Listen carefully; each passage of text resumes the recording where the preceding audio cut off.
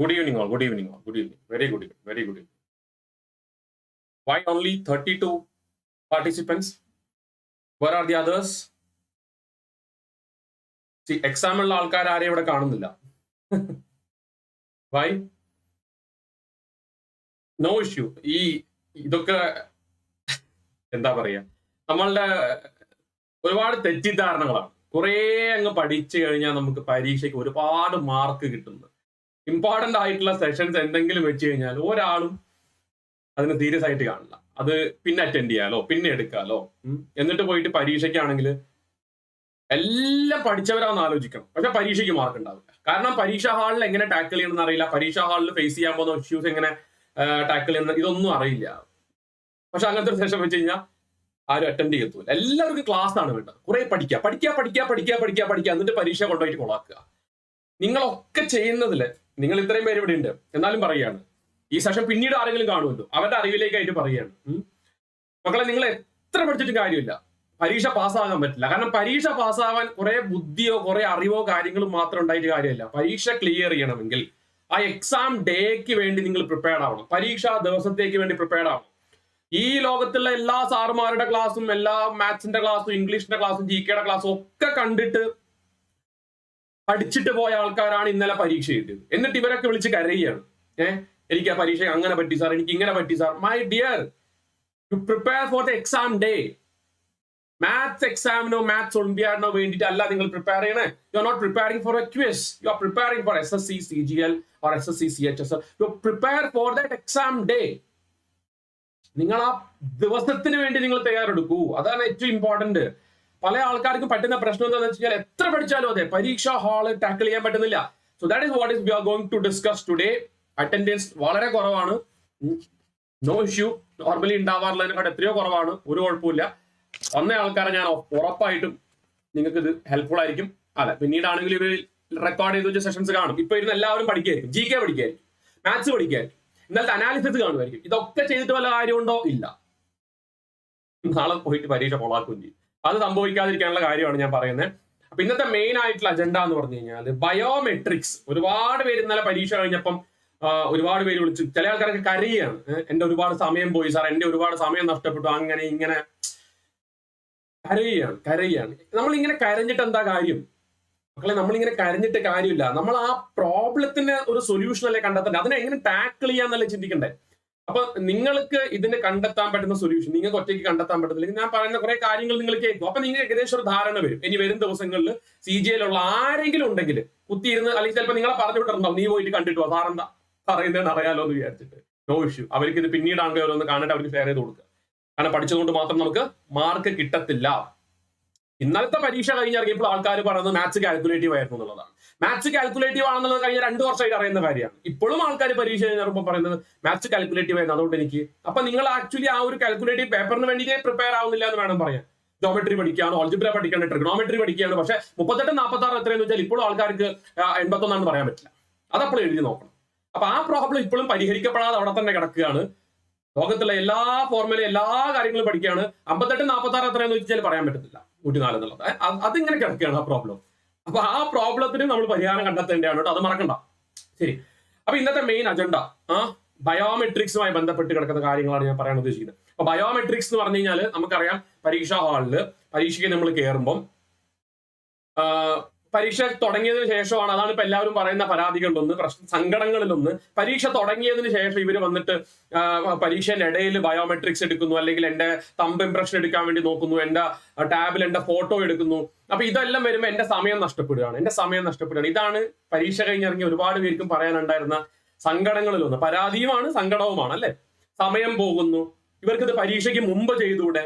ആകെ കുറച്ച് സമയമുള്ളത്, ആകെ 1 മണിക്കൂറുള്ള, ആ 1 മണിക്കൂറിന്റെ ഇടയിൽ തന്നെ ഇവർക്ക് ഇത് ചെയ്യണോ?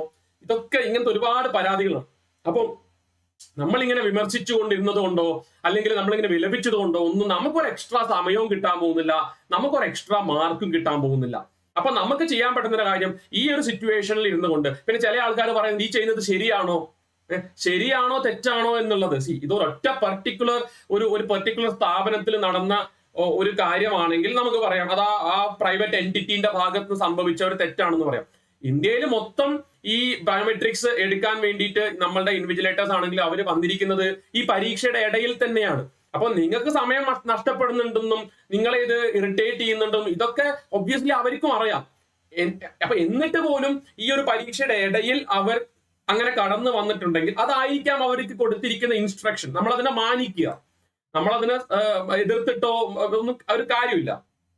ആ പർട്ടിക്കുലർ ഫിസിക്കൽ പ്രൈവറ്റ് എൻറ്റിറ്റിക്ക് കൊടുത്തിരിക്കുന്ന ഇൻസ്ട്രക്ഷൻ എന്ന് പറഞ്ഞു കഴിഞ്ഞാൽ ഇതിന്റെ ഇടയിൽ എടുക്കണം എന്നുള്ളതായിരിക്കും. കാരണം അതായിരിക്കും അവർക്ക് കൊടുത്തിട്ടുള്ള ഇൻസ്ട്രക്ഷൻ. അപ്പം അതിന് പല കാരണങ്ങൾ ഉണ്ടാവാം. അപ്പം നിങ്ങളൊന്ന് ആലോചിച്ച് നോക്കിക്കേ, ഇപ്പൊ നമ്മൾ ഇന്ത്യ എന്ന് പറയുന്ന രാജ്യത്ത് ഈ ആൾമാറാട്ടം അല്ലെങ്കിൽ ഒരാൾക്ക് പകരം മറ്റൊരാൾ എഴുതുക, ഇതൊന്നും അത്ര നടക്കാത്ത കാര്യമൊന്നുമല്ല. വളരെ കോമൺ ആയിട്ട് നടക്കുന്ന കാര്യങ്ങളാണ്. പ്രത്യേകിച്ച് കേരളത്തിലുള്ള നമ്മൾക്കാണ് ഇതിനെപ്പറ്റി വലിയൊരു ധാരണയില്ലാത്ത. പക്ഷെ കേരളത്തിന് പുറത്തോട്ട് പോയ ആൾമാറാട്ടം, ആൾമാര് പരീക്ഷ എഴുതുന്നതും ഇതൊക്കെ വളരെ കോമൺ ആയിട്ടുള്ള കാര്യങ്ങളാണ്.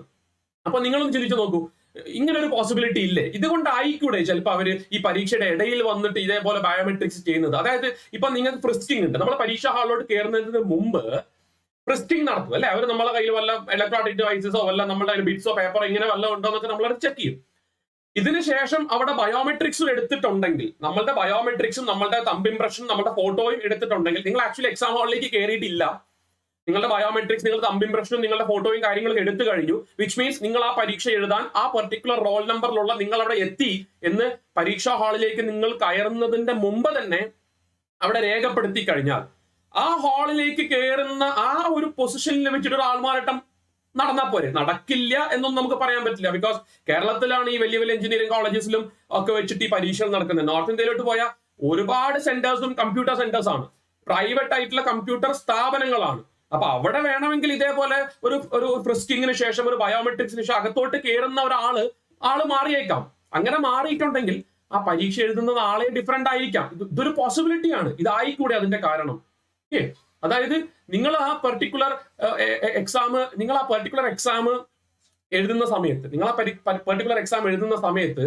നിങ്ങൾ ആലോചിച്ച് നോക്കിക്കേ, 12 മണിന്റെ 1 മണിന്റെ ഇടയിൽ ഷിഫ്റ്റ് അല്ലെങ്കിൽ ആ ഒരു പർട്ടിക്കുലർ സമയത്ത് പരീക്ഷ എഴുതുന്ന ഒരാള് അല്ലെ, 12 മണിന്റെയും 1 മണിന്റെയും ഇടയിൽ പരീക്ഷ എഴുതുന്ന ഒരാൾ. അപ്പൊ നിങ്ങൾ ആ പരീക്ഷാ ഹാളിൽ കയറിയതിന് ശേഷമാണ് നിങ്ങളുടെ ഫോട്ടോ എടുക്കുന്നതെങ്കിൽ അല്ലെങ്കിൽ ബയോമെട്രിക്സ് എടുക്കുന്നതെങ്കിൽ that clearly means that നിങ്ങൾ തന്നെയാണ് ആ എക്സാം ഹാളിൽ പ്രസന്റ് ആയുള്ളത് എന്ന് ഉറപ്പ് വരുത്തുകയല്ലേ അതിലൂടെ ചെയ്യുന്നത്. കാരണം നിങ്ങളുടെ തമ്പ് ഇംപ്രഷൻ എടുക്കുമ്പോഴാണെങ്കിലും, ലെഫ്റ്റ് ഹാൻഡ് തമ്പ് ഇംപ്രഷൻ എടുക്കുമ്പോഴാണെങ്കിലും, ടാബിൽ നിങ്ങളുടെ ഫോട്ടോ എടുക്കുമ്പോഴാണെങ്കിലും 12 മണിന്റെ 1 മണിന്റെ ഷിഫ്റ്റിൽ പരീക്ഷ എഴുതുന്ന ഒരു കുട്ടിയുടെ ഫോട്ടോ കൃത്യമായിട്ട് അതിൽ ടൈം നോട്ട് ചെയ്തിട്ടുണ്ടാവില്ല. അത് 12 മണിന്റെ 1 മണിന്റെ ഇടയിൽ തന്നെ ആയിരിക്കില്ലേ നിങ്ങളുടെ ഫോട്ടോ എടുത്ത സമയം അവിടെ രേഖപ്പെടുത്തിയിട്ടുണ്ടാവുക. 12:10, 12:20, 12:45. അല്ലാതെ 1:10 നിങ്ങളുടെ ഫോട്ടോ എടുക്കത്തില്ലല്ലോ. 12 മണിക്ക് മുമ്പും നിങ്ങളുടെ ഫോട്ടോ എടുക്കില്ല. അപ്പൊ ഇതായിക്കൂടെ ഒരു കാരണം. അപ്പൊ ആക്ച്വലി അത് നമ്മളതിനെ പോസിറ്റീവ് വശം ചിന്തിച്ചു നോക്കിക്കേ. നമ്മളതിനെ നെഗറ്റീവായിട്ട് മാത്രം കാണാണ്ട് നമ്മളെ കേരളത്തിൽ ഇതേപോലെ ഭയങ്കര സ്ട്രിക്റ്റ് ആയിട്ട് ഫ്രിസ്കിങ്ങും കാര്യങ്ങളും നമ്മൾ അടിമുടി പരിശോധിച്ചാണ് കേട്ടുന്നതെങ്കിൽ പോലും നമ്മൾ തന്നെ പറയുന്ന ഒരു കാരണം ഒരുപാട് പരാതികളിലൊന്നാണ് ഉത്തരേന്ത്യയിൽ നിന്ന് ഇതേപോലത്തെ കള്ളത്തരങ്ങൾ നടക്കുന്നുണ്ടെന്ന് പറയുന്നുണ്ട്. അപ്പൊ ഇങ്ങനെ ഒരു ക്രൈറ്റീരിയൻ ഇവിടെ ഇല്ലെങ്കിൽ ഇനിയും വേണമെങ്കിൽ ആള് മാറി കയറിക്കൂടെ അല്ലെ മക്കളെ? അപ്പൊ അതുകൊണ്ട് നമ്മളതിനെ മാനിക്കുക. നമ്മളുടെ നല്ലതിന് വേണ്ടി തന്നെയാണ് ഇങ്ങനെ അവർ ചെയ്യുന്നത് എന്നേ നമ്മളതിനെ മനസ്സിലാക്കാൻ വേണ്ടി പാടുള്ളൂ. അല്ലാണ്ട് നിങ്ങൾക്ക് ജോലി കിട്ടരുത്, നിങ്ങൾ അല്ലെ രാവിലെ വീട്ടിൽ നിന്ന് ഇറങ്ങുമ്പോഴേ ഇന്നൊരുത്തനെ ബുദ്ധിമുട്ടിച്ച് കളയാം എന്ന് പറഞ്ഞിട്ടല്ലല്ലോ ഈ പർട്ടിക്കുലർ ഇൻവിജിലേറ്റർ വീട്ടിൽ നിന്ന് ഇറങ്ങുന്നത്. അപ്പൊ അതുകൊണ്ട് നമ്മളതിന് സങ്കടപ്പെടേണ്ട കാര്യമൊന്നുമില്ല. ക്യാമറ ഉണ്ടല്ലോ സാർ, സൂം ചെയ്തുള്ള സർവൈലൻസ് അല്ലേ, ഇതൊക്കെ ശരി കണ്ണൻ. എന്നിട്ടും ഇതിനു മുമ്പ് എന്താ ഇവിടെ കോപ്പി അടികളൊക്കെ നടന്നിട്ടില്ലേ? ഈ ഓൺലൈൻ പരീക്ഷ തുടങ്ങിയതിനു ശേഷം തന്നെ മാസമായിട്ടുള്ള ചീറ്റിംഗ് നടന്നിട്ടുണ്ട് എന്നുള്ളതൊക്കെ തെളിയിക്കപ്പെട്ടിട്ടുള്ളതല്ലേ പല സന്ദർഭങ്ങളിൽ. അപ്പൊ നമ്മൾ ഇതിന്റെ മുകളിൽ ഡിസ്കസ് ചെയ്യുന്നതിൽ ഒരു അർത്ഥമില്ല. നമുക്കിത് മാറ്റാൻ പറ്റുമോ മക്കളെ? ഒറ്റ ചോദ്യത്തിന് ആൻസർ പറയൂ. നമ്മൾ ഇവിടെ ഒരു സമരം നടത്തിയ ഇത് മാറ്റുമോ? നിങ്ങൾക്ക് വേണ്ടി ഈ പറഞ്ഞ ഇവർക്ക് കൊടുത്തിട്ടുള്ള ഇൻസ്ട്രക്ഷൻ ഇതാണെങ്കിൽ, SSC കൊടുത്തേക്കണ ഇൻസ്ട്രക്ഷൻ ഇതാണെങ്കിൽ, നമ്മളൊരു 100 പേര് കേരളത്തിൽ നിന്ന് 1000 പേരെ പോലും കിട്ടൂല ഇതിനു വേണ്ടി ഒന്ന് സമരം ചെയ്യാൻ അല്ലെ? അപ്പോ 100 പേര് പോയിട്ട് നമ്മൾ ഇതിന് പരാതിപ്പെട്ട് കഴിഞ്ഞാൽ ഇത് മാറുമോ? ഇല്ല. പിന്നെ നമ്മൾ അതിന്റെ മുകളിൽ ചർച്ച ചെയ്തിട്ടുണ്ടെങ്കിൽ കാര്യമുണ്ടോ? ഇല്ല. അതാണ് അതിന്റെ വസ്തുത, അതിന്റെ മുകളിൽ. പക്ഷെ നമുക്ക് എങ്ങനെയാ പരീക്ഷാ ഹാളിൽ ടൈം സേവ് ചെയ്യാം, നമുക്ക് എങ്ങനെയാ ഈ പ്രോബ്ലത്തിനെ ടാക്കിൾ ചെയ്യാം, അതിനെ പറ്റിയല്ലേ നമ്മൾ ചിന്തിക്കണ്ടേ? അല്ലാണ്ട് ഇന്നലെ പരീക്ഷ എഴുതി കഴിഞ്ഞ ആൾക്കാർക്ക് ഇതെല്ലാം സംഭവിച്ചു, നാളെ എഴുതാൻ പോകും. നിങ്ങൾ നാളെ ആയിരിക്കും ചിലപ്പോൾ പരീക്ഷ എഴുതാൻ പോകുന്നത്.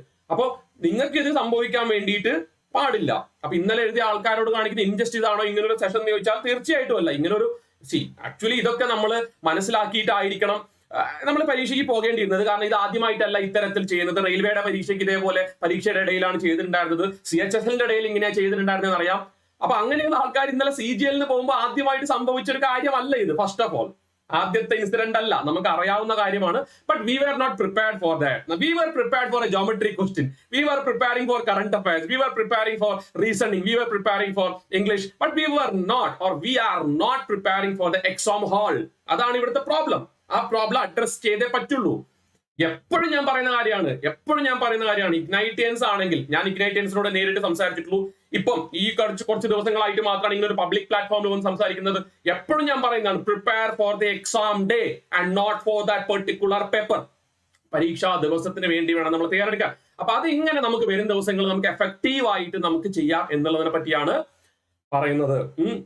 ഓക്കെ, അതിൽ ഫസ്റ്റ് ആൻഡ് ഫോർമോസ്റ്റ് തിങ്, നിങ്ങളെ എല്ലാവരും ഈ സമയം നഷ്ടപ്പെട്ടു എന്ന് പറയുന്നത് ഫ്രിസ്കിംഗ് ആൻഡ് ഐമൻ ഈ ഒരു ബയോമെട്രിക്സ് ചെയ്തപ്പോൾ എന്റെ സമയം നഷ്ടപ്പെട്ടു. കാരണം പ്രഥമ ദൃഷ്ടിയാൽ അതാണ് നമുക്ക് നഷ്ടപ്പെടുന്ന സമയം. പക്ഷെ എന്താ പറയാ, നമ്മൾ അതിനെ വേറൊരു തരത്തിൽ ചിന്തിച്ച് അങ്ങനെ മാത്രമൊന്നും അല്ല നമുക്ക് നഷ്ടപ്പെടുന്നത്. നമുക്ക് അവിടെ പരീക്ഷാ ഹാളിൽ നഷ്ടപ്പെടുന്നത് ഈ സർവൈലൻസ് അല്ലെങ്കിൽ ഈ ബയോമെട്രിക്സ് എടുക്കാൻ വേണ്ടി വരുന്ന ആൾക്കാർ കളയുന്ന അല്ലെങ്കിൽ 3 മിനിറ്റോ 2 മിനിറ്റോ 4 മിനിറ്റോ അല്ല, അല്ലാണ്ട് തന്നെ നമുക്ക് ഒരുപാട് സമയം നഷ്ടപ്പെടുന്നുണ്ട്. പരീക്ഷ എഴുതി ശീലമുള്ള ആൾക്കാരാണ്, എന്നാൽ പോലും ആ ഒരു പ്രോബ്ലത്തിനെ പലരും അഡ്രസ് ചെയ്യാറില്ല. കാരണം ഇപ്പോഴും ഒരു മോക്ക് ടെസ്റ്റ് എടുക്കുമ്പോൾ, അത് ടെക്സ്റ്റ് ബുക്കിന്റെ എടുത്താലും ഗ്രേഡ് അപ്പിന്റെ എടുത്താലും അഡ്ഡൈന്റെ എടുത്താലും, ഇപ്പോഴും ഒരു മോക്ക് ടെസ്റ്റ് എടുക്കുമ്പോൾ 60 മിനിറ്റ് അല്ലെ 60 മിനിറ്റ് കൃത്യം 1 മണിക്കൂറിലാണ് നിങ്ങളൊക്കെ പരീക്ഷ എഴുതി തീർക്കുന്നത്. അപ്പം എന്റെ അടുത്ത് ചോദിച്ചിട്ടുള്ളവരടുത്തും ഞാൻ എപ്പോഴും പറയുന്ന കാര്യമാണ്, 1 മണിക്കൂർ ഇല്ല നമുക്ക്. കാരണം നിങ്ങളെ വീട്ടിലത്തെ ഏഷ്യാനെറ്റ് ബ്രോഡ്ബാൻഡ് അല്ലെങ്കിൽ ഏഷ്യാനെറ്റ് ഫൈബർ അല്ലെങ്കിൽ ജിയോ ഫൈബർ ഇതൊന്നും അല്ല അവിടെ യൂസ് ചെയ്യുന്ന നെറ്റ്വർക്ക് എന്ന് പറഞ്ഞു കഴിഞ്ഞാൽ. അപ്പൊ നമ്മൾ ഇവിടെ ടപ്പ എന്ന് പറഞ്ഞാൽ നമ്മൾ ഇത്രയും GB വെച്ചിട്ട് ചെയ്യുന്ന പോലെ ഒരിക്കലും ആക്ച്വൽ എക്സാം നമ്മളത് നടന്നു പോകുമോ? നടന്നു പോകത്തില്ല. അത് നമുക്ക് അറിയാവുന്ന ഒരു കാര്യമാണ്. കാരണം ഇപ്പൊ കഴിഞ്ഞ ദിവസം പരീക്ഷ എഴുതി വന്ന ആൾക്കാരൊക്കെ പറഞ്ഞൊരു കാര്യമാണ്, നെക്സ്റ്റ് അടിക്കുമ്പം കറക്കിക്കൊണ്ട് നിൽക്കും. നമ്മൾ ഒരു ക്വസ്റ്റ്യൻ കഴിഞ്ഞിട്ട് അടുത്ത ക്വസ്റ്റ്യനിലേക്ക് വേണ്ടി നമ്മൾ നെക്സ്റ്റ് അടിക്കുമ്പോൾ സാധനം കറക്കിക്കൊണ്ട് നിൽക്കും.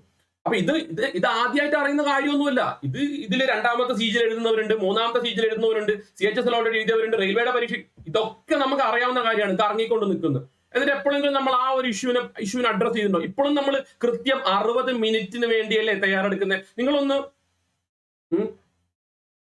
അതാ നെക്സ്റ്റ് അടിക്കുമ്പോ 2 സെക്കൻഡ് ഗ്യാപ്പ്. പക്ഷെ എപ്പോഴെങ്കിലും നിങ്ങൾ ഈ ഒരു ഇഷ്യൂ അഡ്രസ് ചെയ്തിട്ടുണ്ടോ? ഇല്ല. കാരണം നമ്മളെ സംബന്ധിച്ചിടത്തോളം that's quite natural. But that is not natural. You should have been prepared for that also. അതിനും നിങ്ങൾ തയ്യാറെടുത്തിട്ടുണ്ടാവണമായിരുന്നു, അല്ലെങ്കിൽ തയ്യാറെടുത്തിട്ടുണ്ടാവണം. ഇപ്പൊ 2 സെക്കൻഡ് ഗ്യാപ്പ് വരുന്നു എന്ന് പറയുന്നു. ഒറ്റ കാര്യം ചിന്തിച്ചു, 2 സെക്കൻഡ് ഗ്യാപ്പ് വരുന്നു പരീക്ഷയ്ക്ക്.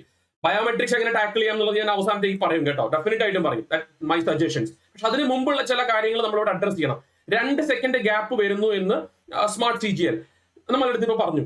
അല്ലെങ്കിൽ നിങ്ങൾക്കൊക്കെ അറിയാവുന്ന കാര്യം 2 സെക്കൻഡ്. മക്കളെ 2 സെക്കൻഡ് ഗ്യാപ്പ് എന്ന് പറയുമ്പോൾ 100 ക്വസ്റ്റ്യൻ നിങ്ങൾ ചുമ്മാ നെക്സ്റ്റ് അടിക്കുകയാണെന്ന് വെച്ചോ. ക്വസ്റ്റ്യൻ എന്തൊക്കെയാണെങ്കിൽ നിങ്ങളൊരു സമയം നിങ്ങളവിടെ സ്പെൻഡ് ചെയ്തിട്ട് നിങ്ങൾ നെക്സ്റ്റ് അടിക്കുകയാണ്. അപ്പൊ 2 സെക്കൻഡ് ഗ്യാപ്പ് വെച്ചിട്ട് നിങ്ങൾ 100 ക്വസ്റ്റ്യൻ നിങ്ങൾ സ്കിപ്പ് ചെയ്യണമല്ലോ. ഒരു ക്വസ്റ്റ്യൻ ചെയ്തിട്ട് സ്കിപ്പ് ചെയ്യല്ല, ആൻസർ ചെയ്ത് കഴിഞ്ഞാലും അടുത്ത ക്വസ്റ്റ്യനിലേക്ക് പോകണമെങ്കിൽ നമ്മൾ നെക്സ്റ്റ് അടിക്കണമല്ലോ. അപ്പൊ അങ്ങനെ നെക്സ്റ്റ് അടിക്കുമ്പോൾ 2 സെക്കൻഡ് ഗ്യാപ്പ് വന്നു കഴിഞ്ഞാൽ 100 ക്വസ്റ്റ്യന് ആവറേജ് എടുത്താൽ പോലും 200 സെക്കൻഡ് ഞാൻ കൂട്ടുന്നില്ല, ഞാൻ 180 സെക്കൻഡേ കൂട്ടുന്നുള്ളൂ. ആ 180 സെക്കൻഡ് തന്നെ ഇയാൾക്ക് കറങ്ങാൻ കൊടുത്ത സമയമല്ലേ നമ്മൾ. 180 സെക്കൻഡ് എന്ന് പറഞ്ഞാൽ ലിറ്ററലി 3 മിനിറ്റ്. ഫസ്റ്റ് റൗണ്ടാ പറയണേ, ഫസ്റ്റ് റൗണ്ടിൽ 2 സെക്കൻഡ് ഗ്യാപ്പ് വെച്ച് പോയി കഴിഞ്ഞാൽ 100 ക്വസ്റ്റ്യൻ കഴിയുമ്പോഴത്തേക്ക് 3 മിനിറ്റ് ലൈഫിൽ ഒരു പ്രയോജനമില്ലാത്ത 3 മിനിറ്റ് അവിടെ തന്നെ പോയില്ലേ. അപ്പൊ 100 ക്വസ്റ്റ്യൻ നിങ്ങൾ കണ്ടു, നിങ്ങളുടെ ഫസ്റ്റ് റൗണ്ട് കഴിഞ്ഞു. അപ്പൊ ഏകദേശം നിങ്ങളുടെ 60-65 ക്വസ്റ്റ്യൻ അറ്റംപ്റ്റ് ചെയ്തിട്ടുണ്ടാവാം. ഇപ്പോഴത്തെ ഒരു പാറ്റേണിൽ 65 ചെയ്തിട്ടുണ്ടാവില്ല ഫസ്റ്റ് റൗണ്ടിൽ ചിലപ്പോൾ. എന്നിട്ട് നമ്മൾ തിരിച്ചു വരികയാണ്. തിരിച്ചു വന്നിട്ട് വീണ്ടും നമ്മളെ മുമ്പിൽ ഒരു 10-40 വേണ്ട 30 ക്വസ്റ്റ്യൻ ഉണ്ടെന്ന് വെച്ചോ. 30 ക്വസ്റ്റ്യൻ ഓരോ 2 സെക്കൻഡ് വെച്ച് കൂട്ട്, വീണ്ടും പോയി 60 സെക്കൻഡ്, അപ്പൊ 1 മിനിറ്റ്. അപ്പൊ ആദ്യത്തെ റൗണ്ടിലെടുത്ത 3 മിനിറ്റ്, പിന്നത്തെ റൗണ്ടിലെടുത്ത 1 മിനിറ്റ്, 4 മിനിറ്റ് കമ്പ്യൂട്ടറിന് കറങ്ങാൻ വേണ്ടി നമ്മൾ കൊടുത്തില്ലേ. ഈ 4 മിനിറ്റ് കറങ്ങിക്കോ ചേട്ടാ എന്ന് പറഞ്ഞിട്ട്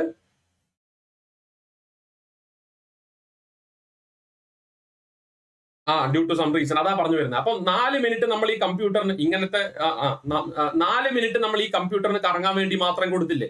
ഇതെന്ന് വെച്ചാൽ ഫോർസീൻ ആയിട്ടുള്ള ഇവന്റ് ആണ്. ഫോർസീൻ ആയിട്ടുള്ള ഡെഫിനറ്റ് ആയിട്ടും സംഭവിക്കാൻ പോകുന്ന ഒരു ഇവന്റ് ആണ് ഞാൻ ഈ പറഞ്ഞ 4 മിനിറ്റ് വേണ്ട 3 മിനിറ്റ് കൂട്ട് 3 മിനിറ്റ് കൂട്ട്. അതല്ലാണ്ട് അൺഫോർസീൻ ആയിട്ടുള്ള ചില ഇവന്റ്സ് ഉണ്ടാവും. നിങ്ങളുടെ കമ്പ്യൂട്ടർ സ്റ്റക്ക് ആവാം, അല്ലെ? നിങ്ങളുടെ കമ്പ്യൂട്ടർ സ്റ്റക്ക് ആവാം. 2 സെക്കൻഡ് ആണ് കറങ്ങാൻ എടുക്കുന്നതെങ്കിൽ ചില ക്വസ്റ്റിന് 3 സെക്കൻഡ് എടുത്തേക്കാം. അപ്പൊ ഇതെല്ലാം ആഡ് ചെയ്ത് വരുമ്പം ലിറ്ററലി നമുക്ക് അവിടെ 1 മണിക്കൂർ പരീക്ഷ ഉണ്ടോ മക്കളെ? ആക്ച്വലി നമ്മൾ 60 മിനിറ്റിന് വേണ്ടി നമ്മൾ തയ്യാറെടുക്കാൻ പാടും. 60 മിനിറ്റ് ആണോ നമ്മളുടെ പരീക്ഷ? അല്ല. അതുകൊണ്ടാണ് എപ്പോഴും മോക്ക് ടെസ്റ്റ് എടുക്കുമ്പോൾ 55 മിനിറ്റ് നിങ്ങൾ മനസ്സിൽ കണക്ക് കൂട്ടാവൂ എന്ന് ഞാൻ വീണ്ടും വീണ്ടും വീണ്ടും വീണ്ടും വീണ്ടും പറയുന്നത്. ആദ്യമായിട്ടാണ് പബ്ലിക് ആയിട്ടൊരു പ്ലാറ്റ്ഫോമിൽ പറയുന്നത്. ബട്ട് സ്റ്റിൽ 55 മിനിറ്റ് ആണ് നമ്മളുടെ പരീക്ഷ. അത് ഈ ബയോമെട്രിക്സ് വരുന്നതിന്റെ മുമ്പും ഇങ്ങനെ തന്നെയാണ് ഞാൻ പറഞ്ഞിട്ടുള്ളത്. 55 മിനിറ്റാണ് പരീക്ഷ. ആ 55 മിനിറ്റിന് വേണ്ടി ആയിരിക്കണം നമ്മളുടെ തയ്യാറെടുപ്പ്. അല്ലാണ്ട് വീട്ടിലെ നമ്മളുടെ ഏഷ്യാനെറ്റ് ബ്രോഡ്ബാൻഡ് അല്ലെങ്കിൽ BSNL ഫൈബർ അല്ലെങ്കിൽ ജിയോ എയർടെൽ ഇതൊക്കെ വെച്ചിട്ട് പടപടപടാന്ന് അടിച്ചു പോകുന്നത് പോലെ 1 മണിക്കൂർ നമുക്ക് കിട്ടത്തില്ല. അതാ നിങ്ങൾ മനസ്സിൽ വെക്കണ്ടേ. ഇതിന് ഒരുപാട് എതിരഭിപ്രായങ്ങളൊക്കെ ഉണ്ടാവാം. പക്ഷെ പ്രാക്ടിക്കലി ഞാൻ പറയുന്ന കാര്യമാണ്. 2013 തൊട്ട് CGL-യുമായിട്ട് ബന്ധം വെക്കുന്നുണ്ട്. അതുകൊണ്ടാണ് പറയുന്നത്. പ്രാക്ടിക്കലി പറയുന്നതാണ്. 55 മിനിറ്റ് മാത്രമേ മനസ്സിൽ കണക്ക് കൂട്ടാൻ പാടുള്ളൂ. അപ്പൊ നിങ്ങൾ ആദ്യത്തെ 10 മിനിറ്റ് റീസണിങ്, പിന്നത്തെ ഇത്ര മിനിറ്റ് ക്വാണ്ടിന്, പിന്നത്തെ ഇത്ര മിനിറ്റ് GK, പിന്നത്തെ ഇത്ര മിനിറ്റ് എന്ന് പറയുമ്പോൾ 55 മിനിറ്റ്. ഇനി ആരും സ്ട്രാറ്റജി മാറ്റമൊന്നും വേണ്ട, ഞാൻ പറഞ്ഞു തരുന്നതാണ്. നിങ്ങൾ ഇപ്പൊ എന്താണോ ചെയ്തുകൊണ്ടിരിക്കുന്നത് അത് മാത്രമേ ചെയ്യാൻ വേണ്ടിയിട്ട് പാടുള്ളൂ. അപ്പൊ 55 മിനിറ്റേ നമ്മളെ മനസ്സിലുള്ളൂ എന്നാണ് നമ്മൾ വിചാരിക്കേണ്ടത്, അല്ലെ? ഇനി വേറെ കാര്യം, ഇത് നമ്മളുടെ ഒരു പ്രയോജനവും ഇല്ലാത്ത സമയം നഷ്ടപ്പെടുന്ന കാര്യമാണ് ഞാൻ പറയുന്നത്. ഇനി സപ്പോസ് നിങ്ങൾ പരീക്ഷ സ്റ്റാർട്ട് ചെയ്തു, റീസണിംഗ് ആണ്, റീസണിംഗ് വെച്ച് നിങ്ങൾ സ്റ്റാർട്ട് ചെയ്തു. റീസണിംഗ് ഇപ്പൊ എല്ലാവരും പറയുന്നു റീസണിംഗ് വളരെ ട്രിക്കി ആയിട്ടാണ് ചോദിക്കുന്നത്, നമുക്ക് പെട്ടെന്ന് കിട്ടുന്നില്ല എന്നൊക്കെ പറയുന്നു. ആദ്യത്തെ ഒരു 10 ക്വസ്റ്റ്യൻ റീസണിംഗ് നിങ്ങൾക്ക് തൊടാൻ പോലും പറ്റിയില്ല എന്ന് വെച്ചോ. ആദ്യത്തെ 10 ക്വസ്റ്റ്യൻ, ഇതിന്റെ ഒക്കെ പോസിബിലിറ്റീസ് നമ്മൾ എപ്പോഴും അനലൈസ് ചെയ്യണം. വെറുതെ പഠിച്ചുകൊണ്ടിരുന്നത് കൊണ്ട് മാത്രം കാര്യമില്ല. 10 ക്വസ്റ്റ്യൻ റീസണിംഗ് നിങ്ങൾക്ക് തൊടാൻ പറ്റിയില്ല, ഓട്ടോമാറ്റിക്കലി മൈൻഡ് നെർവസ് ആയേ, കയ്യിൽ നിന്ന് പരീക്ഷ ഇങ്ങനെ പോകുമോ എന്നുള്ളൊരു പേടി മനസ്സിൽ വന്നേ, അല്ലേ? ഇതൊക്കെ ഞാൻ പറഞ്ഞ വെറുതെ നഷ്ടപ്പെടുന്ന 3 മിനിറ്റിന്റെ മുകളിലോട്ട് ആഡ് ചെയ്യപ്പെടാൻ പോകുന്ന ലിറ്ററലി ഒരു തരത്തിൽ നമ്മളെ സഹായിക്കാൻ പോകാത്ത സമയത്തിനെ പറ്റിയാ പറയുന്നത്. നമ്മളെ മൈൻഡ് ഓൾറെഡി അപ്സെറ്റ് ആയി. ആ അപ്സെറ്റ് ആയ മൈൻഡിനെ പറഞ്ഞ് റെഡിയാക്കാൻ നമുക്ക് കുറച്ച് സമയം വേണം. ഇതൊക്കെ പരീക്ഷ ഹാളിൽ സംഭവിക്കാൻ പോകുന്ന കാര്യമാണ് പറയുന്നത്. ഇപ്പൊ ഇങ്ങനെ കേൾക്കുമ്പോൾ എത്ര പേർക്ക് മനസ്സിലാവുന്ന എനിക്ക് അറിയില്ല. എക്സാം ഹാളിൽ നമ്മൾ നെർവസ് ആയി കഴിഞ്ഞാൽ അവിടെ നമുക്ക് നഷ്ടപ്പെടും ലിറ്ററലി. ശരി, ഇപ്പൊ ഞാൻ പറഞ്ഞു വന്നത് നമ്മൾ ഈ പരീക്ഷാ ഹാളില് ഓക്കെ ഞാൻ പറഞ്ഞു വന്നത് ഈ എക്സാം ഡേയിലുള്ള ഇഷ്യൂസിനെ പറ്റിയാണ് നമ്മൾ പറയുന്നത്. ഓക്കെ, അപ്പൊ നമ്മള് ടെൻഷൻ ആവും. അപ്പൊ ഇങ്ങനെ ടെൻഷൻ ആവുമ്പോൾ നമ്മളുടെ കുറെ സമയം നഷ്ടപ്പെടും. അപ്പൊ ഇതൊക്കെ നമുക്ക് എക്സാം ഹാളിൽ സംഭവിക്കാൻ പോകുന്ന കാര്യമാണ്. അപ്പൊ ഇതിനൊക്കെ നമ്മൾ പ്രിപ്പയർഡ് ആവണം. We should be ready for all this, അല്ലെ? അപ്പൊ ഇതിന്റെ അപ്പുറത്തുള്ള ഒരു ഇഷ്യൂ ആണ് എന്ത്? ബയോമെട്രിക്സ് എന്ന് പറഞ്ഞു കഴിഞ്ഞാൽ. ബയോമെട്രിക്സുമായിട്ട് നിങ്ങൾ ഇപ്പൊ പറയുന്ന ഈ നിങ്ങളുടെ ഒരു ഇഷ്യൂ എന്ന് പറഞ്ഞു കഴിഞ്ഞാൽ ഇതിന്റെ അപ്പുറത്തുള്ളതാണ്. അപ്പൊ നമ്മൾ അതിനും തയ്യാറെടുക്കണം, കേട്ടോ. നമ്മൾ അപ്പൊ അതിനെ പറ്റിയാണ് പറഞ്ഞു വരുന്നത്. വേറൊരു കാര്യം പറയാൻ ഉദ്ദേശിക്കുന്നത് എന്ന് വെച്ച് കഴിഞ്ഞാൽ നമ്മൾ ഈ റീസണിങ് ടഫ് ആണെന്ന് ഇപ്പം പൊതുവെ പരീക്ഷ കഴിഞ്ഞ് ഇപ്പൊ പുറത്തിറങ്ങിയ എല്ലാ ആൾക്കാരും പറയുന്നത് റീസണിങ് ടഫ് ആണ്, റീസണിങ് നമുക്ക് സമയം എടുക്കുന്നുണ്ട്, അതുകൊണ്ട് എനിക്ക് മാത്സ് ചെയ്യാൻ വേണ്ടിയിട്ട് പറ്റിയില്ല, അതുകൊണ്ട് എനിക്ക് ക്വാണ്ടിറ്റേറ്റീവ് ആപ്റ്റിറ്റ്യൂഡ് ചെയ്യാൻ വേണ്ടിയിട്ട് പറ്റിയില്ല എന്നൊക്കെ ഒരുപാട് പേര് പറയുണ്ടായി, അല്ലെ? അതിന്റെ ബേസിസ് തന്നെ ഒരുപാട് പേര് എന്റെ അടുത്ത് വിളിച്ച് ചോദിക്കുക, സജഷൻ ചോദിക്കുക, ഇങ്ങനെയൊക്കെ ചോദിച്ചു, സാർ ഞാനെന്നാ മാത്സ് വെച്ചിട്ട് ആദ്യം തുടങ്ങിയാലോ എന്ന് കുറെ പേര് ചോദിച്ചു. മാത്സ് വെച്ച് തുടങ്ങിയാലോ? ഞാൻ നോർമലി റീസണിങ് വെച്ചിട്ടാണ് സ്റ്റാർട്ട് ചെയ്യാറ്, പക്ഷെ മാത്സ് വെച്ചിട്ട് ഞാൻ തുടങ്ങിയാലോ, അതായിരിക്കോ നല്ലത് എന്നൊക്കെ ഒരുപാട് പേര് അഭിപ്രായം ചോദിക്കുകയുണ്ടായി. മാത്സ് ആയിരിക്കോ വെച്ച് തുടങ്ങണം നല്ലത്. അപ്പൊ എന്താന്ന് വെച്ച് കഴിഞ്ഞാല് നിങ്ങളുടെ സ്ട്രാറ്റജി ഒന്നും മാറ്റാൻ നിൽക്കരുത്. നിങ്ങൾ ദയവ് ചെയ്ത് നിങ്ങൾ എന്താണോ ഇപ്പൊ ചെയ്തുകൊണ്ടിരിക്കുന്നത്, മോക്ക് ടെസ്റ്റ് എടുക്കുമ്പോൾ നിങ്ങൾ എന്താണോ ചെയ്യുന്നത് അതിൽ നിന്ന് നിങ്ങൾ ഒരു മാറ്റവും നിങ്ങൾ ഇപ്പം ചെയ്യരുത്. That is literally going to negative create ചെയ്യാൻ വേണ്ടിയിട്ട് പോകുന്നത്. പരീക്ഷയ്ക്ക് പോയിട്ട് പ്രത്യേകിച്ച് എന്താ പറയാ, നിങ്ങളുടെ നോർമലി ചെയ്തുകൊണ്ടിരിക്കുന്ന പാറ്റേണോ രീതിയോ കാര്യങ്ങളോ ഇതൊന്നും നിങ്ങൾ മാറ്റരുത്. ഡെഫിനറ്റ് ആയിട്ടും നിങ്ങളെ അത് നെഗറ്റീവ്ലി ബാധിക്കും. അത് ആര് പറഞ്ഞാലും. ഇപ്പൊ ഇന്നലെ പരീക്ഷ കഴിഞ്ഞ ഒരാൾ ഇറങ്ങി നിങ്ങളെടുത്ത് ഒപ്പീനിയൻ പറയാണ്, എടാ നീ റീസണിങ് വെച്ച് തുടങ്ങണതിനെക്കാളും നല്ലത് മാത്സ് വെച്ച് തുടങ്ങുന്നതായിരിക്കും. മൈ ഡിയർ, അത് അയാളുടെ ഒപ്പീനിയൻ ആണ്. ബുദ്ധിപൂർവ്വം ചിന്തിച്ചു നോക്കുക. ഈ ലാസ്റ്റ് നിമിഷം നിങ്ങളുടെ സ്ട്രാറ്റജി മാറ്റിക്കഴിഞ്ഞാൽ, ഇത്രയും കാലം റീസണിങ് വെച്ച് തുടങ്ങി, GK വെച്ച് പിന്നെ ഇംഗ്ലീഷ് ചെയ്ത് പിന്നെ മാത്സ് ചെയ്ത ഒരാള് നാളെ പോയിട്ട് ആദ്യം തന്നെ മാത്സ് തുടങ്ങുകയാണ്. ആദ്യത്തെ 10 ക്വസ്റ്റ്യൻ മാത്സ് നിങ്ങൾക്ക് അറിയില്ല എന്ന് വെച്ചോ, പോസിബിൾ അല്ലേ? കാൽക്കുലേറ്റീവ് ആയിക്കൂടെ ആദ്യത്തെ അപ്പൊ തന്നെ പോയില്ലേ നിങ്ങളുടെ? അപ്പൊ തന്നെ നമ്മുടെ കോൺഫിഡൻസ് പോയി. അതിന്റെ ഇടയിലാണ് ബയോമെട്രിക്സ് കൊണ്ടുവരുന്നത്. അപ്പൊ നിങ്ങൾ മാത്സ് ആണ് വെച്ച് തുടങ്ങിയേക്കണേ. നമുക്ക് എന്തെങ്കിലും ചെയ്യാൻ പറ്റുമോ? അതുകൊണ്ട് നിങ്ങളുടെ ഫ്രണ്ട്സോ ആരോ ആയിക്കോട്ടെ, പക്ഷെ നിങ്ങൾ എടുത്ത് പറയാണ് മാത്സ് വെച്ചിട്ടാ തുടങ്ങണം നല്ലത്, അല്ലെങ്കിൽ GK വെച്ച് തുടങ്ങിക്കോ എന്നൊക്കെ പറയുമ്പോൾ നിങ്ങളുടെ സ്ട്രാറ്റജി, നിങ്ങൾ ഇതുവരെ ചെയ്ത സ്ട്രാറ്റജി നിങ്ങൾ മാറ്റരുത്. എന്താണോ നിങ്ങൾ ചെയ്തുകൊണ്ടിരിക്കുന്നത് നിങ്ങൾ അത് മാത്രം കണ്ടിന്യൂ ചെയ്യുക. റീസണിങ് ആദ്യത്തെ 10 എണ്ണം അറിയില്ലെങ്കിൽ ബാക്കി 90 എണ്ണം, 100 എണ്ണത്തിന് ബാക്കി 90 എണ്ണവും നിങ്ങൾക്ക് അറിയുന്നതായിരിക്കാം. പക്ഷെ ആ 10 എണ്ണം ആദ്യത്തെ അറിയില്ല എന്ന് വിചാരിച്ചിട്ട് പല പല സ്ഥലങ്ങളിലായിട്ട് സ്കിപ്പ് ചെയ്യേണ്ട 10 ക്വസ്റ്റ്യൻ ആദ്യം തന്നെ വന്നു. That is again a possibility. അപ്പൊ നിങ്ങൾ നെർവസ് ആവുകയല്ല വേണ്ട. You should have the guts to skip the first 10 questions if they are not giving you the answer. അപ്പൊ ആദ്യത്തെ 10 ക്വസ്റ്റ്യൻ ആണെങ്കിൽ പോലും നിങ്ങൾക്ക് അതിന് ഉത്തരം കിട്ടുന്നില്ലെങ്കിൽ അത് സ്കിപ്പ് ചെയ്യാനുള്ള ഗട്ട്സ് നിങ്ങൾക്ക് ഉണ്ടാവണം. അല്ലാതെ പേടിക്കല്ല വേണ്ടേ, പേടിച്ചിട്ട് കാര്യമില്ല. നിങ്ങൾക്ക് ആ 10 ക്വസ്റ്റ്യൻ, നിങ്ങൾ ഇത്രയും മോക്ക് ടെസ്റ്റ് എടുത്ത് ഇത്രയും പ്രിപ്പയർ ചെയ്ത് പോയ ഒരാൾക്ക് നിങ്ങൾക്ക് ആ മോക്ക് ആക്ച്വൽ എക്സാം ഡേയിൽ നിങ്ങൾക്ക് ആ 10 ക്വസ്റ്റ്യൻ ആൻസർ കിട്ടുന്നില്ലെങ്കിൽ വേറെയുള്ള ആൾക്കാർക്ക് അതേ ഇഷ്യൂ തന്നെയായിരിക്കും ഉണ്ടാവുക. മനസ്സിലാവുന്നുണ്ടോ? അതുകൊണ്ട് റീസണിങ് ടഫ് ആണെന്ന് കരുതിയിട്ട് സ്ട്രാറ്റജി മാറ്റരുത്. 100% ഉറപ്പോടുകൂടി ഞാൻ പറയാം, നിങ്ങൾ റിഗ്രറ്റ് ചെയ്യേണ്ടി വരും. ബിക്കോസ് അത് മറ്റൊരാൾക്ക് ആപ്ലിക്കബിൾ ആയിരിക്കാം, നിങ്ങൾക്ക് അത് ആപ്ലിക്കബിൾ ആവണമെന്നില്ല. So don't change your strategy. Reasoning വെച്ചിട്ടാണ് നിങ്ങൾ ഇത്രയും കാലം തുടങ്ങിയത്, നിങ്ങൾ റീസണിംഗ് വെച്ച് കണ്ടിന്യൂ ചെയ്യുക. അല്ലെങ്കിൽ അതല്ല, നിങ്ങൾ ക്വാണ്ടിറ്റേറ്റീവ് ആപ്റ്റിറ്റ്യൂഡ് വെച്ചിട്ടാണ് നോർമലി നിങ്ങൾ മോക്ക് ടെസ്റ്റും കാര്യങ്ങളൊക്കെ എടുക്കാറുള്ളതെങ്കിൽ അത് അങ്ങനെ തന്നെ കണ്ടിന്യൂ ചെയ്യുക, കേട്ടോ. അപ്പൊ അതുകൊണ്ട് അതിനെപ്പറ്റി നിങ്ങൾ വേറെ ഒരു തരത്തിലും ആര് പറഞ്ഞാലും നിങ്ങൾ നിങ്ങളുടെ ലോജിക്കിലോട്, ഇപ്പൊ ഞാൻ പറയുന്നതാണെങ്കിൽ നിങ്ങൾ നിങ്ങളുടെ യുക്തിപൂർവ്വം ചിന്തിക്കുക, ലോജിക്കലി ചിന്തിച്ച് നോക്കുക. ഇതൊക്കെ ശരിയാണോ, ഇങ്ങനെ ചിന്തിക്കുന്നത് ശരിയാണോ? You have got the logic. അപ്പൊ അത് വെച്ച് നിങ്ങൾ ചിന്തിച്ച് നോക്കുക. നിങ്ങൾക്ക് അതിന് ഉറപ്പായിട്ട് സൊല്യൂഷൻ നിങ്ങൾ തന്നെ കണ്ടെത്തും, കേട്ടോ. പിന്നെ ഒരു കാര്യം എന്ന് പറഞ്ഞു കഴിഞ്ഞാല് ലാസ്റ്റ് പ്രോബ്ലം, ബയോമെട്രിക്സ്. പരീക്ഷയുടെ ഇടയിൽ ബയോമെട്രിക്സ് ചെയ്യാൻ വേണ്ടിയിട്ട് ഒരു ഇൻവിജിലേറ്റർ വരുമ്പോ എങ്ങനെ നമുക്ക് സമയം നഷ്ടപ്പെടാതെ നമുക്ക് അത് ടാക്കിൾ ചെയ്യാം എന്നുള്ളതാണ് ഞാൻ പറയാൻ പോകുന്നത്. And that is the main.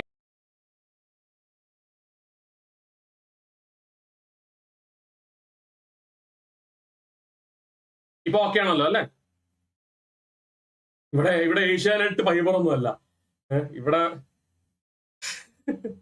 ശരി. ഇപ്പൊ നമ്മൾ പറഞ്ഞുകൊണ്ടിരുന്ന കാര്യം ഇപ്പൊ ഓക്കെ ആണല്ലോ അല്ലെ?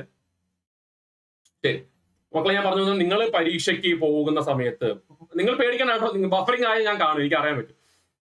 നിങ്ങൾ പരീക്ഷയ്ക്ക് പോകുന്ന ദിവസം ഡെഫിനറ്റ് ആയിട്ടും പരീക്ഷയുടെ ഇടയിൽ തന്നെയാണ് ബയോമെട്രിക്സ് കൊണ്ട് ആള് വരാൻ പോകുന്നത്. അപ്പൊ നമ്മൾ പേടിക്കരുത്, നമ്മൾ അതിന് ഓൾറെഡി പ്രിപ്പയർഡ് അല്ലേ. അപ്പൊ നമ്മൾ പേടിക്കരുത്. പിന്നെ നമ്മൾ എന്താ ചെയ്യേണ്ടത്? നമുക്ക് പല രീതിയിൽ ചിന്തിക്കാം. ഒരു സജഷൻ ഞാൻ പറയാം. ഞാൻ ഇന്നലെ നടന്ന ഒരു ഇൻസിഡന്റ് വെച്ചിട്ട് തന്നെ പറയാം. ഇന്നലെ എനിക്ക് ഒരു 2-3 പേര് വിളിച്ചതില് എനിക്കൊരു കുട്ടി പറഞ്ഞ ഒരു സജഷൻ കൂടിയാണ്. കാരണം എന്താ വെച്ചാല് 2 പേര് വിളിച്ച അല്ലെങ്കിൽ 3 പേര് വിളിച്ച സമയത്ത് അവർ പറഞ്ഞത് അവർ റീസണിങ് ചെയ്തുകൊണ്ടിരുന്നപ്പോഴാണ് ബയോമെട്രിക്സ് വന്നത്. അപ്പൊ അവർക്ക് ബുദ്ധിമുട്ടായി മാത്സ് ചെയ്തപ്പോ. അപ്പൊ അതിലൊരാള് വലിയ ബുദ്ധിമുട്ടൊന്നും വന്നില്ല സർ എന്ന് പറഞ്ഞതിന്റെ പ്രധാന കാരണമായിട്ട് എനിക്ക് മനസ്സിലാക്കിയ ഒരു കാര്യം എന്ന് പറഞ്ഞു കഴിഞ്ഞാൽ അയാൾ ആ സമയത്ത് GK ആണ് ചെയ്തുകൊണ്ടിരുന്നത്. അപ്പൊ അയാൾക്ക് അത് വലിയ ബുദ്ധിമുട്ടുണ്ടാക്കിയില്ല എന്ന് പറഞ്ഞു. അപ്പൊ അതാണ് ഇവിടുത്തെ കാര്യം. നമ്മൾ ഈ ബയോമെട്രിക്സ് നമ്മളെ മുമ്പിൽ കൊണ്ടുവരുമ്പോ, തുടക്കത്തിലാണല്ലോ എന്തായാലും ഒരു ഇത് കൊണ്ടുവരിക. മേ ബി നമ്മൾ ആദ്യത്തെ ആളാകണം എന്നില്ല, എന്നാലും ആദ്യത്തെ ഒരു 10 മിനിറ്റിന്റെ ഇടയിലോ ആദ്യത്തെ ഒരു 15 മിനിറ്റിന്റെ ഇടയിലോ നമ്മളുടെ ഇടയിലോട്ട് വരികയാണെങ്കിൽ മിക്കവാറും നമ്മൾ റീസണിങ് ചെയ്തുകൊണ്ടിരിക്കുന്ന സമയമാവും. അപ്പൊ റീസണിങ് ചെയ്തുകൊണ്ടിരിക്കുമ്പോൾ ഉള്ള പ്രശ്നം എന്താണെന്ന് വെച്ചാൽ നമ്മൾ ഓൾറെഡി സ്ക്രീനിൽ നോക്കിയിട്ട് റീസണിങ് ക്വസ്റ്റ് ചെയ്തുകൊണ്ടിരിക്കുകയാണ്. അപ്പൊ പെട്ടെന്ന് ബയോമെട്രിക്സിന്റെ ആൾ വരും, നമ്മൾ അങ്ങോട്ടേക്ക് നോക്കി റീസണിങ് പകുതി നമ്മൾ ചെയ്ത് തുടങ്ങിയിട്ടുണ്ടാവും. അപ്പൊ നമ്മൾ എന്താണ് റീസണിങ്ങിന്റെ, അപ്പൊ നമ്മൾ നോക്കിയിട്ട് സാറിനോട് പറഞ്ഞു ബയോമെട്രിക്സ് ചെയ്യണം എന്ന് പറഞ്ഞു. അപ്പൊ നമ്മളെ കണ്ണ് അവിടെ തന്നെയാണ്, പക്ഷെ നമ്മൾ ആളെ നോക്കി ലെഫ്റ്റ് ഹാൻഡ് എടുത്തു, വെച്ചു കൊടുത്തപ്പോൾ നമ്മളെ കണ്ണ് ഇവിടെയാണ്. അപ്പൊ നമ്മൾ വീണ്ടും അത് ചെയ്യാൻ വേണ്ടി തുടങ്ങി. അപ്പോഴാണ് അയാൾ പറയുന്നത് നമ്മളുടെ തമ്പ് ഇംപ്രഷൻ പതിഞ്ഞിട്ടില്ല എന്ന്. അപ്പൊ നമ്മൾ വീണ്ടും, അപ്പൊ നമുക്ക് ദേഷ്യം പിടിക്കാൻ തുടങ്ങി. അപ്പൊ നമ്മള് വീണ്ടും ഞെക്കും. ഇന്നലെ സംഭവിച്ച കാര്യം പറയണേ. അപ്പൊ വീണ്ടും നമ്മൾ ചെയ്യാൻ വേണ്ടി തുടങ്ങുമ്പോഴത്തേക്ക് അവർ പറയാം റെഡി ആയിട്ടില്ല എന്ന് പറയും. അപ്പൊ അവർ അടുത്ത ആളെ വിളിക്കും. വിളിച്ചു എന്ന് ഇന്നലെ നടന്ന സംഭവം പറയണം. അടുത്ത ആളെ വിളിച്ചു. അപ്പൊ വേറൊരാൾ വന്നപ്പോൾ നമ്മളിങ്ങനെ അയാളെ വെയിറ്റ് ചെയ്ത് നിൽക്കുകയാണ്. നമുക്ക് സ്ക്രീനിലോട്ട് നോക്കിയിട്ട് ഒന്നും ചെയ്യാൻ പറ്റുന്നില്ല. മക്കളെ, ഇത് ലിറ്ററലി സംഭവിക്കുന്ന കാര്യങ്ങളാ. നമുക്ക് കാരണം എന്താ, ഇത് എന്തെങ്കിലും ഒന്ന് ചെയ്യണമെങ്കിൽ എഴുതാനോ മനസ്സൊക്കെ വേണ്ടേ. അപ്പൊ തന്നെ നമ്മൾ എന്താവാൻ തുടങ്ങി, അപ്പൊ തന്നെ നമ്മൾ ഫ്രസ്ട്രേറ്റഡ് ആവാൻ വേണ്ടി തുടങ്ങി അല്ലേ. എന്റെ സാറെ ഒന്ന് പെട്ടെന്ന് നമ്മൾ പറയും, എന്റെ സാറെ ഒന്ന് പെട്ടെന്ന് എന്ന് പറയുമ്പോ അവരെന്താ പറയാ, ഞാൻ എന്റെ സീനിയർ ആയിട്ടുള്ള ആളെ വിളിക്കട്ടെ. അപ്പൊ സീനിയർ ആയിട്ടുള്ള ആളെ വിളിക്കും. സീനിയർ ആയിട്ടുള്ള ആള് വേറെ സാധനം കൊണ്ടുവരും. എന്താ അവിടുത്തെ പ്രശ്നം? അപ്പൊ നമ്മൾ ആ പ്രശ്നം പറഞ്ഞു കൊടുക്കണം. സാറേ ഇത് വരുന്നില്ല, നമ്മളെ സമയം ഇങ്ങനെ പോയിക്കൊണ്ടിരിക്കുകയാണ്. അതിന്റെ കാരണം എന്താ? നമ്മളുടെ സമയം ഇങ്ങനെ പോയിക്കൊണ്ടിരിക്കുകയാണെന്നതിന്റെ കാരണം എന്താ? നമ്മളെ മുമ്പിലുള്ളത് റീസണിങ് ആണ്, അല്ലെങ്കിൽ നമ്മളെ മുമ്പിലുള്ളത് മാത്സ് ആണ്. പക്ഷെ ഇന്നലെ ഞാൻ പറയാണ്, നേരെ മറിച്ച് ഈ സമയത്ത് നമ്മളുടെ മുമ്പിലുള്ളത്, കാരണം എന്താ, മാത്സും റീസണിങ്ങും ആണെങ്കിൽ നമുക്കത് ചെയ്ത് നോക്കണം. നേരെ മറിച്ച് നമ്മളെ മുമ്പിൽ ആ ഇൻവിജിലേറ്റർ വന്നപ്പം who is the governor of Goa, okay അറിയാലോ, ശ്രീധരൻപിള്ള. ഓക്കെ, കാരണം എന്താ, നമ്മൾ ലെഫ്റ്റ് ഹാൻഡേ കൊടുക്കുന്നുള്ളൂ, റൈറ്റ് ഹാൻഡ് നമ്മൾ അതിൽ ഇരിക്കുകയാണ്, ശ്രീധരൻപിള്ള. നെക്സ്റ്റ്. അപ്പൊ എന്താണ് അവിടെ പ്രശ്നമുണ്ടോ? കുഴപ്പമില്ല. അടുത്തെന്താ, which is the dance form of Goa? ഓ, ഇതും എനിക്ക് അറിയുന്നതാണല്ലോ. ഓക്കെ, ക്ലിക്ക് ചെയ്തു, നെക്സ്റ്റ്. അപ്പോഴാണ് അവിടെ ചർച്ചകൾ നടക്കുന്നത്. ചർച്ച ചെയ്തോട്ടെ, നമുക്കെന്താ, നമ്മുടെ മുമ്പിൽ GK ഉള്ളത്. അപ്പൊ നമ്മളെന്താ, ഓ നെക്സ്റ്റ്, ഇതെനിക്കറിയില്ല, നെക്സ്റ്റ്, ഇതെനിക്കറിയില്ല, നെക്സ്റ്റ്. എന്താ വേണ്ട, ഫോട്ടോ എടുക്കണോ? ഓ എടുത്തോളൂ. മനസ്സിലാവണ്ടോ നിങ്ങൾക്ക് ഞാൻ പറയണേ? So this is something which you can do.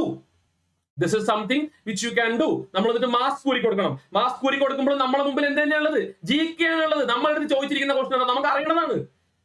നമ്മളെടുത്ത് ചോദിച്ചിരിക്കുന്നത് നമുക്ക് അറിയാവുന്ന ക്വസ്റ്റൻ ആണ്. ഇതിന് നമുക്ക് എന്തെങ്കിലും സംശയം നമ്മൾ പേടിക്കേണ്ട കാര്യമുണ്ടോ? നമ്മൾ പേടിക്കേണ്ട കാര്യമില്ല. കാരണം എന്താ, നമ്മളെ സമയം പോകുന്നുണ്ടോ? ഇല്ല. അവര് ഫോട്ടോ എടുത്തോട്ടെ, അവര് തമ്പ് ഇംപ്രഷൻ എടുത്തോട്ടെ. We are solving the question because നമ്മളുടെ അവിടെ ചോദിച്ചേക്കണേ ലെഫ്റ്റ് ഹാൻഡ് തമ്പ് ആണ് നമുക്ക് അവിടെ കൊടുക്കേണ്ടേ. മാസ്ക് ഊരുമ്പോൾ മാത്രം നമ്മൾ ആ സമയം മാത്രമേ നമുക്ക് നഷ്ടപ്പെടുള്ളൂ. പക്ഷെ മാസ്ക് ഊരി ഫോട്ടോ എടുക്കാനല്ല ഇവർക്ക് സമയം വരുന്നത്. നമ്മളുടെ തമ്പ് അതിൽ പതിയുന്നില്ല ബയോമെട്രിക്സിൽ എന്ന് പറയാം. അതിനാണ് നമുക്ക് സമയം നഷ്ടപ്പെടുന്നതെന്നാണ് നമ്മളെ സ്റ്റുഡൻസ് എല്ലാവരും പറയണേ, പരീക്ഷ എഴുതിയ ആൾക്കാരൊക്കെ പറയണേ. അപ്പൊ അതുകൊണ്ടാ പറയണേ, നിങ്ങള് ഇതൊരു സജഷൻ ആണ്. ഇതൊരു സജഷൻ ആണ്. അപ്പൊ നമ്മൾ റീസണിങ്ങിലാണ് നമ്മൾ സ്റ്റാർട്ട് ചെയ്തത്. നമ്മൾ റീസണിങ് സ്റ്റാർട്ട് ചെയ്ത് നിൽക്കുന്ന സമയത്ത് ബയോമെട്രിക്സിന് ആള് വന്നു കഴിഞ്ഞാൽ നമുക്കറിയാലോ. ബയോമെട്രിക്സിന്റെ ആള് നമ്മളെ മുമ്പിൽ വന്നു കഴിഞ്ഞാൽ നമുക്കറിയാലോ, ഇനി ഇവിടെ ഒരു റീസണിങ്ങും നടക്കൂല, ലോജിക്കൽ ആയിട്ടുള്ള ഒന്നും ഇവര് പറയാൻ പോകുന്നില്ല എന്ന് നമുക്കറിയാലോ. അപ്പൊ പിന്നെ റീസണിങ്ങിന്റെ മുമ്പിൽ നിന്നിട്ട് ഒരു കാര്യമില്ല. നമ്മൾ എന്ത് ചെയ്യണം? നമുക്കറിയാലോ, റൈറ്റ് സൈഡിൽ നമുക്ക് ബോക്സ് ഉണ്ട്, 1 2 3 4 5 6 7 8. നമുക്കറിയാം ആദ്യത്തെ 25 ക്വസ്റ്റ്യൻ റീസണിങ് ആണ്, 26 തൊട്ട് 50 വരെയുള്ള ക്വസ്റ്റ്യൻ GK ആണ്. അപ്പൊ നമ്മളിപ്പോ 12ാമത്തെ ക്വസ്റ്റ്യനിലാണ് ഉള്ളതെങ്കിൽ ബയോമെട്രിക്സിന്റെ ആള് വന്നിട്ട് നിങ്ങളുടെ തമ്പ് ഇംപ്രഷൻ വേണമെന്ന് പറയുമ്പോൾ തന്നെ മൗസ് കൊണ്ടുപോയിട്ട് കഴ്സർ കൊണ്ടുപോയിട്ട് 26ൽ കൊണ്ടുപോയി ക്ലിക്ക് ചെയ്യ്. What is wrong in that? You are not wasting your time. 26ൽ ക്ലിക്ക് ചെയ്തു. കാരണം അവര് നമ്മളെ മുമ്പിൽ വന്ന് നിൽക്കുമ്പോ തന്നെ നമ്മൾ തമ്പ് ഇംപ്രഷൻ കൊടുക്കാനൊന്നുമില്ല. അവർക്ക് അപ്പോഴത്തേക്കും അവരുടെ കയ്യിലുള്ളതിൽ ഞെക്കി നോക്കേണ്ടി വരും, അത് റെഡി ആവണില്ല എന്ന് പറയേണ്ടി വരും, എന്നിട്ട് അവരെ സുപ്പീരിയറിനെ വിളിക്കേണ്ടി വരും. എന്താണ് പ്രശ്നം? ഇതൊക്കെ നമ്മളുടെ സമയം പോയിക്കൊണ്ടേയിരിക്കും. ഇതൊരു ട്രിക്കല്ല മക്കളെ, എന്റെ ഒരു സജഷൻ പറഞ്ഞതാ. നമ്മളുടെ സമയം നഷ്ടപ്പെടാതിരിക്കാൻ. കാരണം നമുക്ക് 4 മിനിറ്റ് നഷ്ടപ്പെട്ടു എന്ന് നമുക്ക് തോന്നാൻ വേണ്ടിയിട്ട് പാടില്ല. എന്നിട്ട് ഇപ്പൊ നോക്കൂ, നമ്മളിപ്പോ GKയിൽ ഒരു 10 15 20 ക്വസ്റ്റ്യൻ ചെയ്തെന്ന് വെച്ചോ. അപ്പൊ GK അങ്ങ് തീർക്ക്. എന്നിട്ട് വീണ്ടും നമ്മൾ എവിടെയാണോ നമ്മൾ റീസണിങ് നിർത്തിയേക്കണേ അവിടേക്ക് നിങ്ങൾ തിരിച്ചു പോ. എന്നിട്ട് ആസ് യൂഷ്വൽ. അപ്പൊ എന്താ, അപ്പൊ നമ്മൾ കൂളാണ്. കാരണം എന്താ, അപ്പൊ നമ്മൾക്ക്